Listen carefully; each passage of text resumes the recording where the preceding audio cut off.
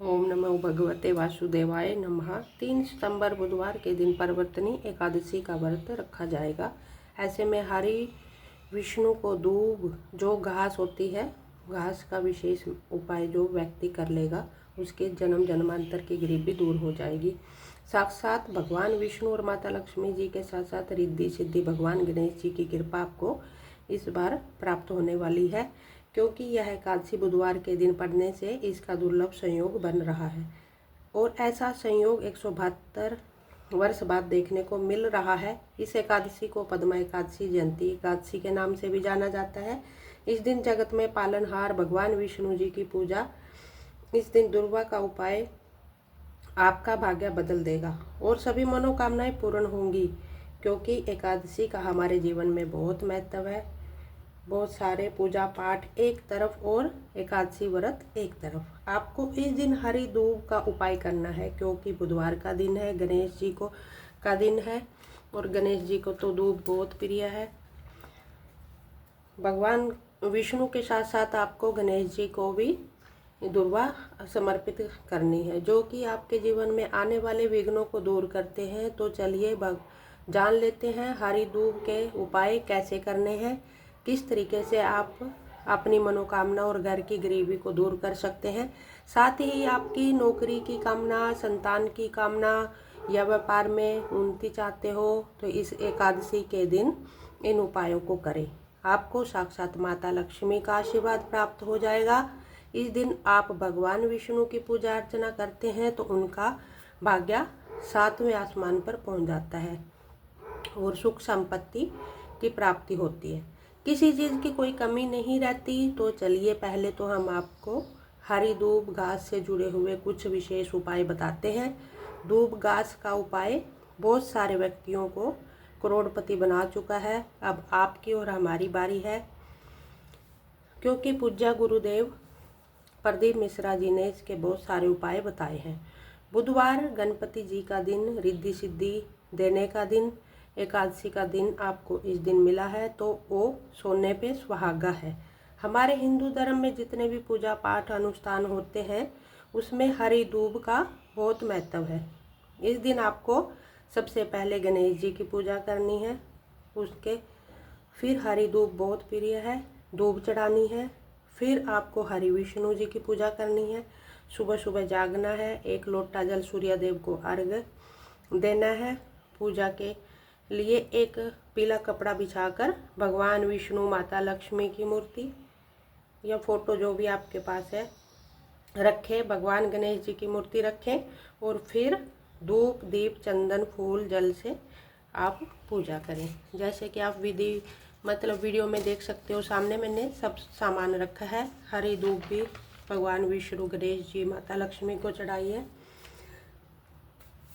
सबसे पहले दुर्वा आप गणपति जी को चढ़ाएं, उसके बाद भगवान विष्णु, माता लक्ष्मी जी के चरणों में अर्पित करें। उस समय अपना नाम और गोत्र जरूर बोलें और ओम नमो भगवते वासुदेवाय मंत्र का 108 बार जप करें। भगवान विष्णु के साथ साथ माता लक्ष्मी की कृपा प्राप्त होगी। अगर आप कमलगट्टे की माला से जप करते हैं तो यह मंत्र सिद्ध हो जाएगा और भगवान तक आपके मंत्र पहुंच जाएंगे। कमलगट्टे से माँ लक्ष्मी बहुत प्रसन्न होती है। अगर आप कमलगट्टा माता लक्ष्मी को चढ़ाते हैं तो माता रानी खुश होकर वरदान देती है, आशीर्वाद दे देती है। अगर हो सके तो गौ माता को चारा जरूर खिलाएं, गौ माता की सेवा करें। आपको ऐसा बोलना चाहिए कि हे लक्ष्मी माता, आप भगवान विष्णु के हृदय में विराजमान हैं, आप हम पर कृपा करें। कोई व्यक्ति इस तरीके से बोलकर माता लक्ष्मी का गुणगान करता है तो माता लक्ष्मी जल्दी अपनी कृपा करती है। हमारे धर्म शास्त्र में जितने भी पेड़ पौधे सारे भगवान विष्णु जी के द्वारा ही उत्पन्न है, लेकिन जितने छोटे पेड़ पौधे होते हैं उनमें कुछ चमत्कारी गुण होते हैं। भगवान विष्णु के रोम से हरी धूप यानी कि ये जो धूप रखी है घास उत्पन्न हुई है, इसलिए इसे पवित्र माना गया है। धूप की जो भी जड़ होती है उसमें माता गंगा का वास होता है। माना जाता है कि माँ गंगा का वास है धूप में, इसलिए इसको पानी की ज़रूरत नहीं होती, कहीं भी उग जाती है। बिना धूप के तो कोई पूजा पाठ पूर्ण नहीं होती। पर्वतनी एकादशी पर आयुष्मान सौभाग्य योग बन रहा है। इस दिन माँ लक्ष्मी की पूजा फलदायी मानी गई है। पर्वतनी एकादशी व्रत करने से कई हजार यज्ञ के बराबर फल मिलता है।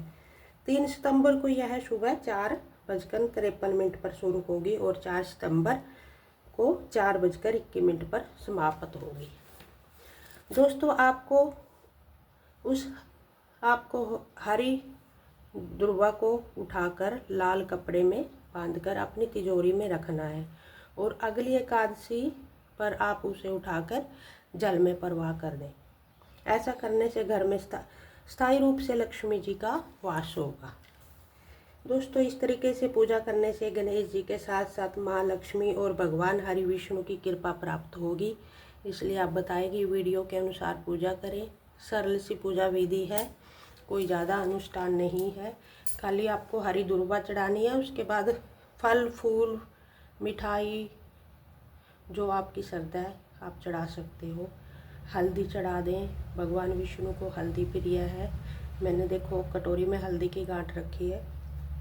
आपके पास गांठ वाली हल्दी नहीं है तो आप पिसी हुई हल्दी भी भगवान विष्णु तुलसी मैया के पौधे में डाल सकते हो। दोस्तों, अगर वीडियो पसंद आई हो तो कमेंट करना, चैनल को सब्सक्राइब करना। अगली वीडियो के लिए कमेंट करके बताना आपको कैसी वीडियो पसंद है, तो मैं आपके बताए अनुसार वीडियो बनाने की कोशिश करूँगी। चैनल पे नए हो तो मेरे चैनल को सब्सक्राइब करना। धन्यवाद। ओम नमो भगवते वासुदेवाय नमः।